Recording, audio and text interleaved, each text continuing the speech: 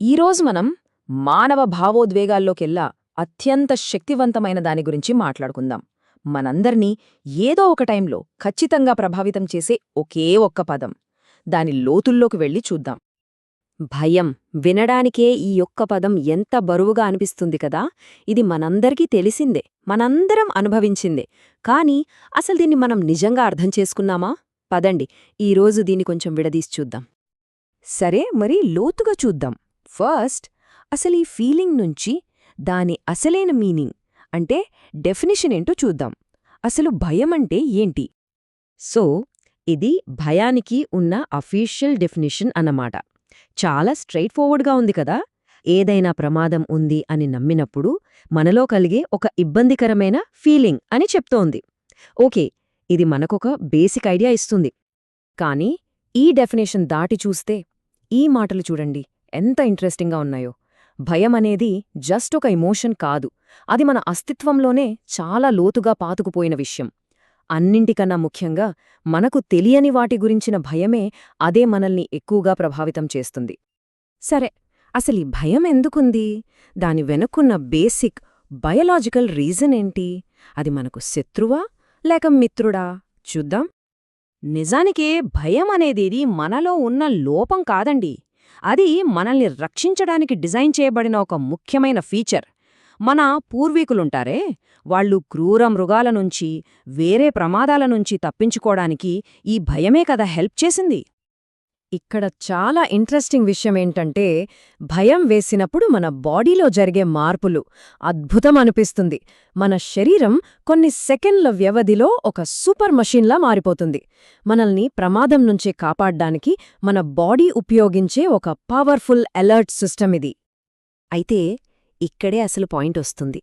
మనల్ని బ్రతికించడానికి ఉన్న ఒక టూల్, అదే మనల్ని ఎందుకు వెనక్కి లాగుతుంది? మనల్ని కాపాడాల్సిందే మనల్ని బంధిస్తే ఎలా? ఈ ప్రశ్న భయం ఎంత కాంప్లెక్స్ అనేది మనకు చూపిస్తుంది. అందుకే ఇప్పుడు భయానికున్న రెండు ముఖాల గురించి చూద్దాం. అది మనకు ఒకవైపు ఎలా రక్షణగా ఉంటుందో, ఇంకోవైపు మనల్ని ఎలా ఒక పంజరంలో బంధిస్తుందో అర్థం చేసుకుందాం. ఇక్కడ చూస్తే మనకు చాలా క్లియర్గా అర్థమవుతోంది. ఒకటే ఎమోషన్, కాని రెండు రూపాలు. ఒకవైపు రక్షకుడు, మనల్ని ప్రమాదాల నుంచి కాపాడే ఇన్స్టింక్ట్, మనల్ని జాగ్రత్తగా ఉంచుతుంది. మరోవైపు అదే భయం ఒక పంజరంలా మారుతుంది. మనల్ని ముందుకు వెళ్లకుండా ఆపేస్తుంది, కొత్తవి ట్రై చేయనివ్వదు, మన ఎదుగుదలను అడ్డుకుంటోంది. సో అసలైన ఛాలెంజ్ ఇదే అనమాట. ఆ పంజరంలో చిక్కుకుపోకుండా ఆ రక్షకుడి మాట వినగలగడం. భయంతో మనకున్న రిలేషన్షిప్ని మనం ఎలా డీల్ చేస్తామనే దానిమీదే అంతా ఆధారపడి ఉంటుంది. అది మనల్ని కాపాడుతుందా లేక కంట్రోల్ చేస్తుందా అనేది మన చేతుల్లోనే ఉంది.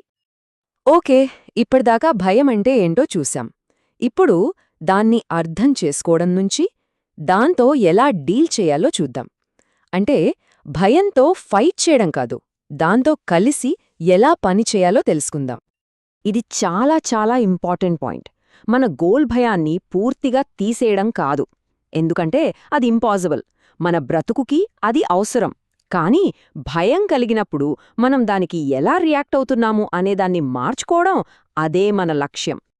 దానికోసం ఇక్కడొక సింపుల్ 3 స్టెప్ ఫ్రేమ్వర్క్ ఉంది.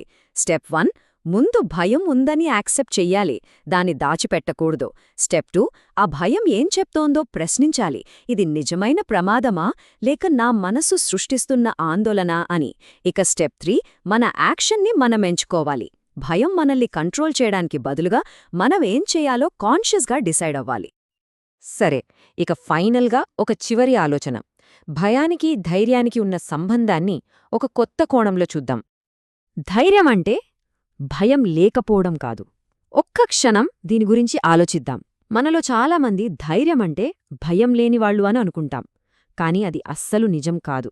ధైర్యవంతులు కూడా భయపడతారు. అది ఉన్నప్పటికీ దాన్ని ఎదుర్కొని ముందడుగు వేయడమే అసలైన ధైర్యం. భయం ఉన్నా సరే మనం చేయాలనుకున్నది చేయడం. ఇప్పటిదాకా మనం మాట్లాడుకున్నదంతా ఈ ఒక్క వాక్యంలో ఉంది. ఒక చివరి ప్రశ్న.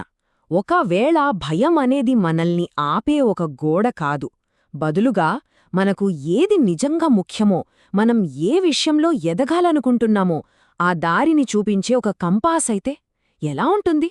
ఈ ఆలోచనతో మిమ్మల్ని వదిలేస్తున్నాను.